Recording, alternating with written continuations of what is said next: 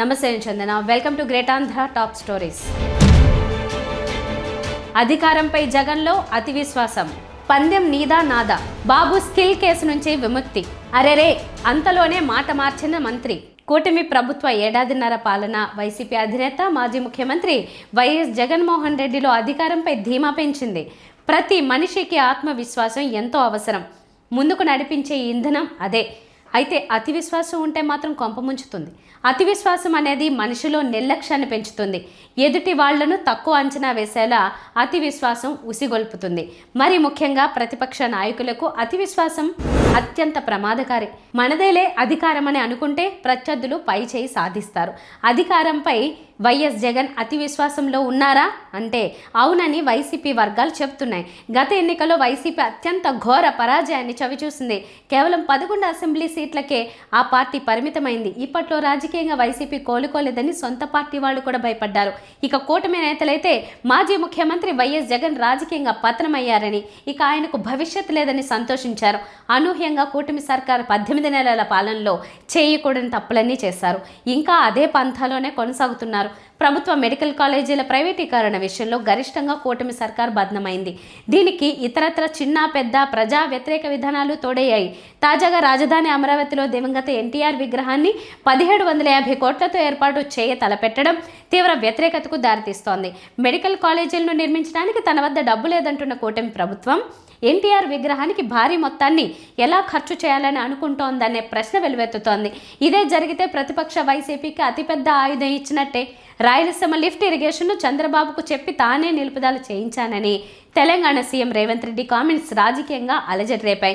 అయితే వైసీపీ అంశాన్ని సరిగా వాడుకోలేదు. ఇలాంటివన్నీ వైఎస్ జగన్లో ధీమా పెంచడానికి కారణమయ్యాయి. అయితే అధికారం వచ్చేసినట్టే అని వైఎస్ జగన్ అనుకుంటే మాత్రం భారీ మూల్యం చెల్లించుకోవాల్సి వస్తుంది. కూటమి అత్యంత శక్తివంతంగా ఉందని నిత్యం జగన్ భావిస్తేనే భయభక్తులతో పార్టీని బలోపేతంపై దృష్టి సారిస్తారనే అభిప్రాయం వ్యక్తమవుతోంది.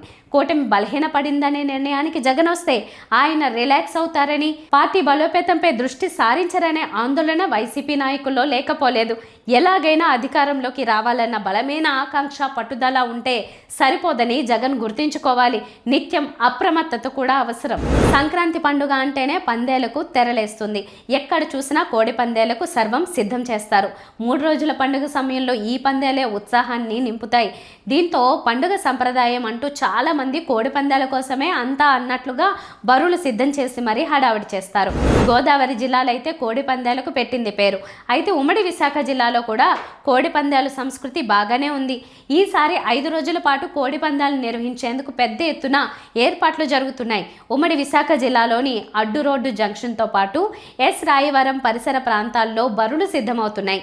భారీగానే పందాలకు అంతా సన్నద్ధమవుతోంది.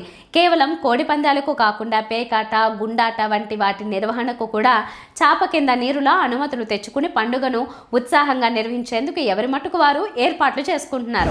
ముఖ్యమంత్రి చంద్రబాబు నాయుడు రాజకీయ స్కిల్ మరోసారి నిరూపితమైంది.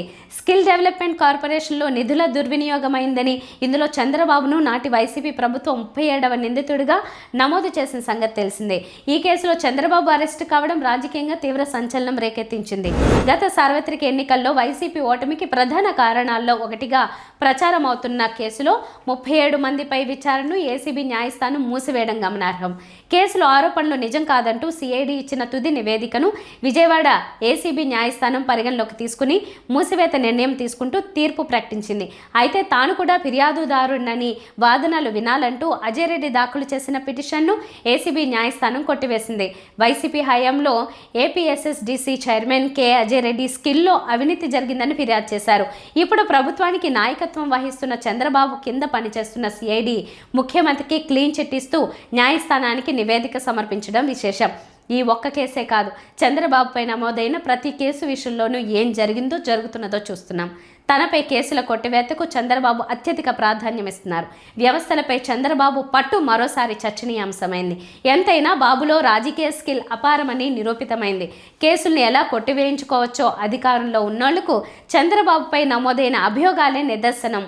అనే అభిప్రాయాన్ని పలువురు వ్యక్తం చేస్తున్నారు. పుష్ప 2 తర్వాత నేను నిర్ణయం తీసుకున్నాను. ఇకపై తెలంగాణలో బెనిఫిట్ షోలు ఇవ్వమని చెప్పాం. ఆ మాటకు కట్టుబడి ఆ తర్వాత ఏ ఫైల్పై సంతకం చేయలేదు. సినిమా పరిశ్రమపై నేను దృష్టి పెట్టలేదు. మొన్నటికి మొన్న తెలంగాణ సినిమాటోగ్రఫీ మంత్రి కోమటిరెడ్డి చేసిన వ్యాఖ్యలివి. ఆ వ్యాఖ్యల వేడి ఓవైపు నడుస్తుండగానే బీఆర్ఎస్ రంగంలోకి దిగింది. హరీష్ రావు తనదైన శైలిలో కోమటిరెడ్డిపై కాంగ్రెస్ సర్కార్పై సెటైల్ వేశారు. దానికి కౌంటర్గా కోమటిరెడ్డి ఈరోజు స్పందించారు. టికెట్ రేట్ల పెంపు ఉండదని అసెంబ్లీలో నేను ముఖ్యమంత్రి ప్రకటించిన మాట వాస్తవం. కానీ ఆ తర్వాత ముఖ్యమంత్రి గారు దాన్ని సవరించారు.